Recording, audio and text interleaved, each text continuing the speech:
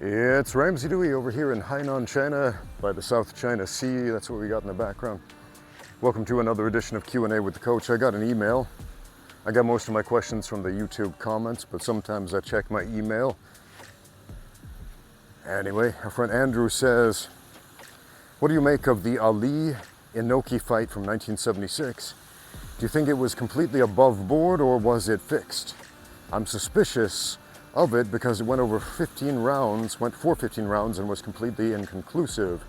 I suspect Ali and Inoki had an unofficial agreement to pull their punches in order to avoid causing each other to lose face. I can't prove it, but I think they both agreed beforehand not to win and not to lose. Your thoughts? Well, it was definitely a screwy fight. If you haven't seen it, here's a quick breakdown.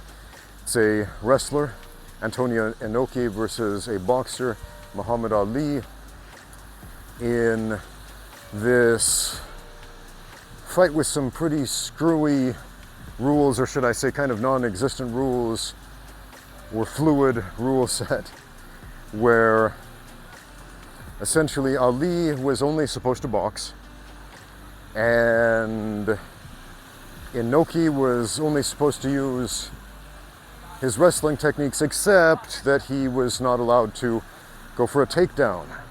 Essentially, he wasn't allowed to use his hands or attack the legs, grab the legs, He attacked the legs by kicking them, doing drop kicks. And that was pretty much the whole fight. Because of the screwy rule set, essentially telling a wrestler you can't take him down against a boxer, what's he gonna do? Get under the punches? Kick the leg? Maybe try a leg entanglement? There's not much else he could do. Now, Gene Lebell was the referee, and he's given some commentary about this. And as far as I can tell, yeah, the rules were very screwy. And it was an exhibition, so you may be onto something, that both guys were attempting to not lose, but at the same time, if given the opportunity, I think Muhammad Ali absolutely would have attempted to knock out Inoki, punch him in the face. You'll notice Inoki kept his face as far away from the fists as possible at all times and kicked the legs a lot. At one point, Ali jumped up on the ropes, getting sick of getting kicked in the legs over and over again. Funny thing about this fight, I made a video a number of years ago about who would win in a fight, Muhammad Ali or Bruce Lee. And I suggested that perhaps the world heavyweight boxing champion would have an advantage over the 135-pound actor. And this made a lot of people very angry. No, I hate you. You're the worst. Bruce Lee can do anything. He's Superman. But a comment I got a lot on that video was, well, Antonio Inoki kicked Ali in the legs for 15 rounds, and so Bruce Lee would win in a fight against Muhammad Ali. What? Bruce Lee is not Antonio Inoki. Antonio Inoki, for the record, would have squashed Bruce Lee had they had fought for real. Either of those men, Ali, Inoki, Bruce would not be able to keep up.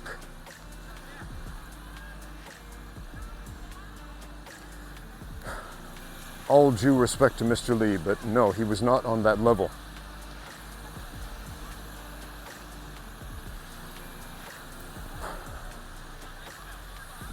So it was a screwy fight. I'm glad that it happened because it kind of opened the door to the possibility of mixed martial arts in the West. It's often touted as being one of the first mixed martial arts bouts, although it's definitely not unified rules. It's definitely not cage fighting. And it's even hard to call it a real fight in many ways. It was screwy beyond belief, to be honest. And it's super boring too. If you're thinking about watching this, it's pretty much a half hour of nothing happening. A half hour of two men avoiding each other. And I noticed throughout the match, Gene Lebell, the referee, would step in and give warnings, mostly to Inoki. I think the refereeing was definitely steeped in favor of Ali. Just kind of odd. I would think that Gene Lebell, a grappler, predominantly a grappler, would have a vested interest in seeing the grappler put grappling on display in the public eye, but he was a paid employee of the promotion, so I imagine he did what the promotion asked him to do, because that's what you do when you're an employee. The fight game is corrupt beyond belief. If you don't know that, now you do. It's corrupt beyond belief. There is a great deal of gambling behind the scenes. There is a great deal of extortion behind the scenes. There's a great deal of cheating and underhanded dealings going on behind the scenes. There are a lot of evil people, generally not the fighters, but the money-grubbing middlemen behind the scenes trying to profit off of these people who are risking their health and sometimes even their lives for your entertainment. Middlemen are nothing new.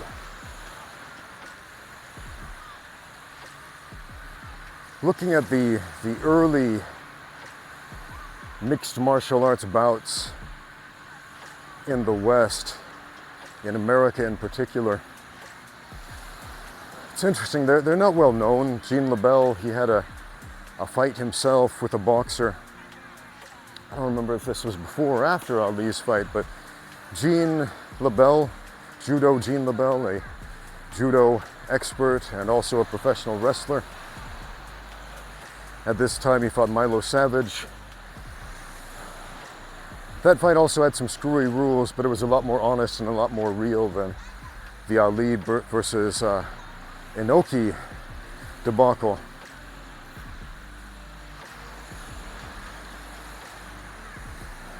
Gene Lebell insisted that Milo Savage wear a gi top because he wanted to use his judo grips. I wish he hadn't, because, you know, Gene Lebell, he was well versed enough in grappling without the gi. He could have taken him. He didn't need that specific advantage.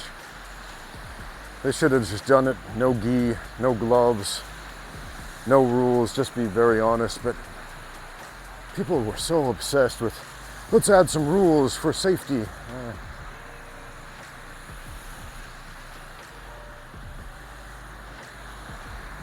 Honestly, if you have an intelligent referee who stops the match once one man can no longer intelligently defend himself, that is the most important rule any fight needs. Everything else is extra, man. And often everything else gets in the way of an honest expression of combat.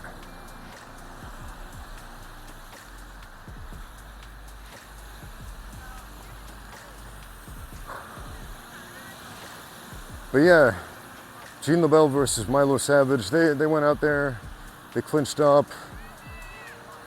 Gene strangled Milo Savage. I don't remember if he used the gi, I think he did. But that is a very weird stipulation, to insist that a boxer wear a judo gi into essentially a no-rules fight. But hey, if you can convince your opponent to do something that gives you an advantage, why wouldn't you? Why wouldn't you? Reminds me of something my friend Angelo told me. He grew up in Los Angeles, and there were a lot of gangs around there, and a lot of fights happen all the time. And he told me this story. A bunch of a gang surrounded him. They want to fight, and he's a martial artist. He knows how to fight, but he also understands how these guys work. And we say no rules in the street, but you know, even gang members have their idea of an ethical way of fighting. You start kicking the guy on the teeth on the ground, and in their mind they're thinking, we're doing fisticuffs. Their friends are going to jump in there, and they're going to beat the crap out of you because you didn't play by the rules, even though they weren't firmly established. And so Angelo tells me this story. These guys come up and they want to fight him and his friend or something like that. And so Angelo, he says, understanding that they're not going to let him just back down, he says, okay, I'll fight you. Now we can do it here on the concrete, and maybe we'll fall and hit our heads, or we can do it over there in the park with boxing gloves on. Which would you prefer, the boxing gloves or without? And once the guys had a minute to cool off and think about it, they thought, the boxing gloves were essentially a face-saving exit. And fighting on the grass where it's softer, where if you fall, you're probably not going to die, is also a face-saving exit. You still get to make good on your manly let's fight proposition, and you don't look like a coward by backing down, but you also get that extra measure of safety. Let's put on some gloves, let's put on some mouth guards, let's have a softer terrain in case one of us falls and gets knocked out.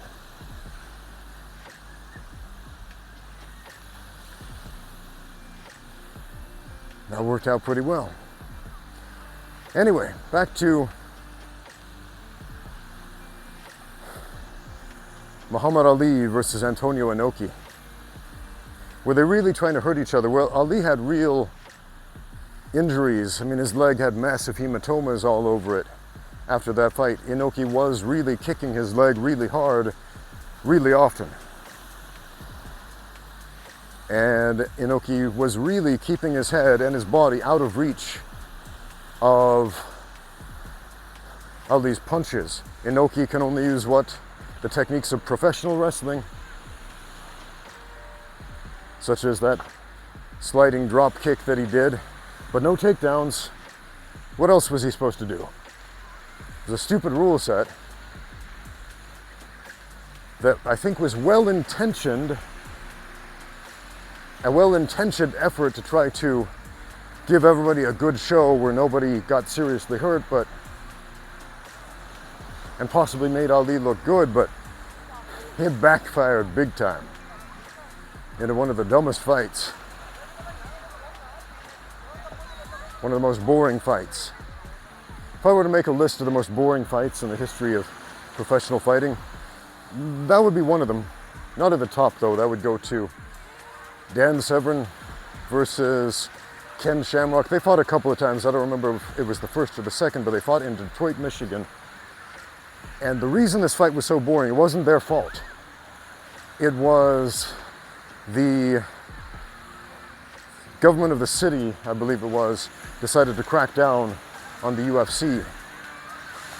It's back in the John McCain era where Senator John McCain convinced everybody MMA was the devil, it was human cockfighting, and it needed to stop for the future of humanity, or civilization itself would crumble. And so the local government basically said, if either of you throws a punch, if either of you throws a strike, we will arrest both of you and we will shut this thing down. And so essentially, to ensure that the UFC did not get shut down, both men circled each other for 30 minutes. There were no combative techniques at play. They circled each other for 30 minutes, the allotted time limit of the fight at that point in history. And nothing happened. I think they awarded Dan Severn the win because he made a gesture that sort of resembled a jab.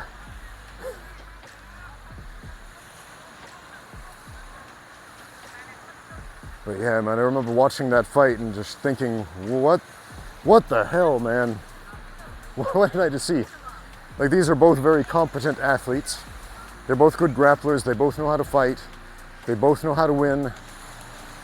Do they just respect each other so much that they are afraid to engage with the other man. And after about a minute, I started thinking, no, there's something fishy here. There's something just awfully wrong with this situation.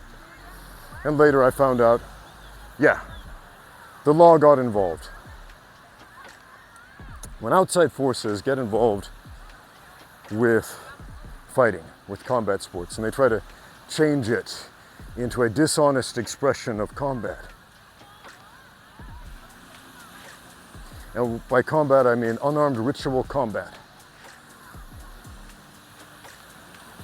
Then we end up with a mess. Thanks for watching. Now get out there and train.